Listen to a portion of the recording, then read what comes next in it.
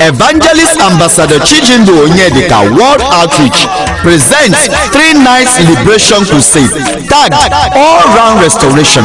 The date is on the 22nd, 23rd and 24th of December 2020. The venue is Nkanu West Local Government Auditorium. Time is 6 p.m. daily. Host Evangelist Chijindu Onyedika Chi, Small but Mighty of Christ Jesus.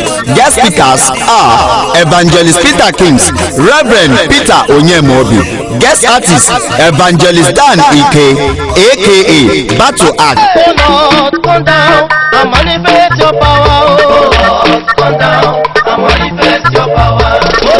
Ede Emmanuel Apangozi, IK Componist from Port Harcourt, a man that uses comb to bless the name of the Lord just like a trumpet. Also featuring salvation message, restoration of glory, healings and high quality praise. You cannot afford to miss this experience. Come and see with your eyes what God can do. Hallelujah.